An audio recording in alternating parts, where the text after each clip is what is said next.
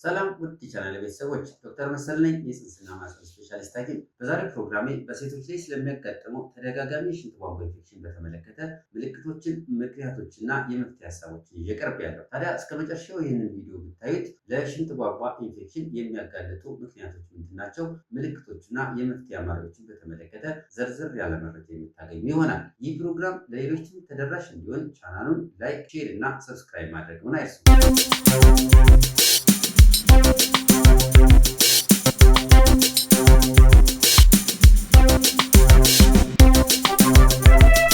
የሽንት ቧንቧ ኢንፌክሽን ማለት ምን ማለት ነው የሚለውን በምናይበት ጊዜ እንግዲህ የሽንት ቧንቧን በምናይበት ጊዜ የተለያዩ መስመሮች ያሉት ሲሆን ይህም ከኩላሊት ጀምሮ እስከ ሽንት ፊኛ እና እንዲሁም ደግሞ እስከ ዩሬትራ ድረስ የሚደርሱ መስመሮች አሉት። እንግዲህ የሽንት ቧንቧ ኢንፌክሽን ማለት ባክቴሪያ በእነዚህ መስመሮች ላይ ከገባ ወይም ደግሞ እነዚህ መስመሮች ላይ ውስጥ ገብቶ ኢንፌክሽን በሚፈጥርበት ጊዜ የሚፈጠር የኢንፌክሽን አይነት የሽንት ቧንቧ ኢንፌክሽን በማለት እንጠራዋለን። የሽንት ቧንቧ ኢንፌክሽን በምናይበት ጊዜ አራቱን መስመሮች ሊጎዳ ይችላል። ይህም ኩላሊት፣ ዩሬተር፣ ብላደር እና ዩሬትራ የምንላቸው መስመሮች ሊጎዳ ይችላል ማለት ነው። አንዲት ሴት የሽንት ቧንቧ ኢንፌክሽን በሚኖርባት ጊዜ ሽንት ቧንቧ ኢንፌክሽን እንደተፈጠረበት መስመር ሊለያይ ቢችልም በአብዛኛው የምታሳያቸው ምልክቶች ለምሳሌ ሽንት ቶሎ ቶሎ መምጣት፣ ማቃጠል፣ ህመም ስሜት መሰማት፣ ከእምብርት በታች የሚፈጠር ከፍተኛ የሆነ ህመም፣ አንዳንዴ ደግሞ ጎንና ጎን ላይ የሚፈጠር ህመም ይሆናል ማለት ነው። በተፈጥሮ የሴቶች ዩሬትራ ከወንዶች ዩሬትራ አጠር ያለ ነው። ይህም ባክቴሪያ ቶሎ ወደ ውስጥ ለመግባት አስቻይ ሁኔታዎችን ከመፍጠሩን ባሻገር እንዲሁ ይህ ባክቴሪያ ከሽንት ፊኛ ወደ ኩላሊት ለመዛመት እጅግ ፈጣን ይሆናል ማለት ነው። በዚህ ምክንያት ብዙ ጊዜ ሴቶች ከወንዶች ይልቅ በሽንት ቧንቧ ኢንፌክሽን የመያዝ እድላቸው እጅግ በጣም ከፍ ያለ ነው። ተደጋጋሚ የሽንት ቧንቧ ኢንፌክሽን የምንለው ሁለት ኢንፌክሽን በ6 ወር ወይም ደግሞ 3 እና ከዛ በላይ ኢንፌክሽኖች በአንድ ዓመት ውስጥ የሚያጋጥሙ ከሆነ ይች እናት ወይም ደግሞ ይች ሴት ተደጋጋሚ የሽንት ቧንቧ ኢንፌክሽን አጋጥሟታል በሚል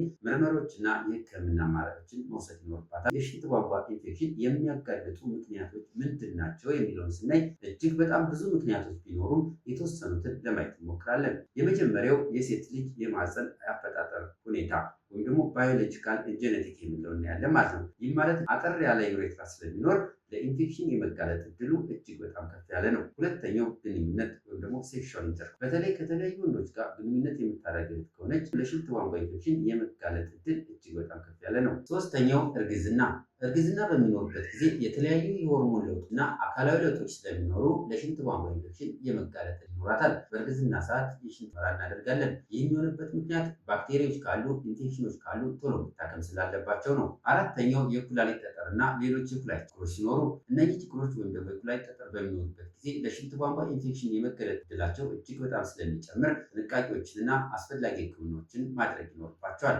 አምስተኛ በቂ የሆነ ፈሳሽ የማትወስድ ከሆነ በተለይ ደግሞ ውሃ በአግባቡ የማትጠጣ እህት ወይም ደግሞ እናት ከሆነች እንዲሁ ለሽንት ቧንቧ ኢንፌክሽን የመጋለጥ እድላቸው እጅግ በጣም ከፍ ያለ ነው። አምስተኛ ማህፀን አካባቢ ንጽህናው የማይጠበቅ ከሆነና ደረቅ የማይሆን ከሆነ፣ ስለዚህ ጄኒታሊያ ክሊን እና ድራይ የማይሆን ከሆነ ለሽንት ቧንቧ ኢንፌክሽን የመጋለጥ እድሏ ከፍ ያለ ነው። ስድስተኛ ኢሚዩኒቲዋ ወይም ደግሞ በሽታ የመከላከል አቅሟ ደከም ያለች ሴት ከሆነች ለሽንት ቧንቧ ኢንፌክሽን የመጋለጥ እድሏ ከፍ ያለ ይሆናል ማለት ነው። እነዚህ እንግዲህ የተወሰኑ ለሽንት ቧንቧ ኢንፌክሽን አጋላጭ ምክንያቶች ናቸው።